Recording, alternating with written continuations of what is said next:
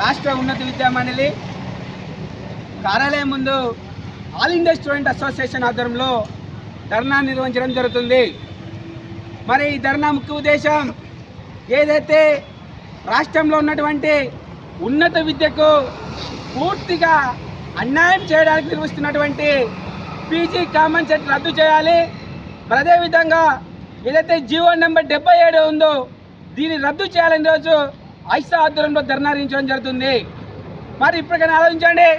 ఈరోజు అన్ని విశ్వవిద్యాలయాలు చూసుకుంటే, డిగ్రీ కళాశాలలు చూసుకుంటే విద్యార్థులు లేక పూర్తిగా నిర్లక్ష్యం వహించి ఈరోజు ఉన్నత విద్యా మండలి నిర్వహిస్తున్నటువంటి పీజీ కామన్ సెట్ వల్ల ఈరోజు తరగతుల్లో విద్యార్థులు లేకుండా చైర్లు మాత్రమే ఉన్నాయి. మరి ఇలానే జరిగితే రానున్న రోజుల్లో డిగ్రీ కళాశాలలో కానీ, పీజీ కళాశాలలో కానీ, విశ్వవిద్యాలయాల్లో కానీ విద్యార్థులు లేక ఏదైతే కళాశాలలు ఉన్నాయో, విశ్వవిద్యాలయాలు ఉన్నాయో వాటిని రద్దు చేయడానికి ఈ ఉన్నత విద్యా మండలి కంకణం కట్టుకొని ముందుకు పోతుంది. మరి దీన్ని మేము పూర్తిగా గమనిస్తున్నాం. ఇప్పటికైనా ఉన్నత విద్యా మండలి ఆలోచించాలి.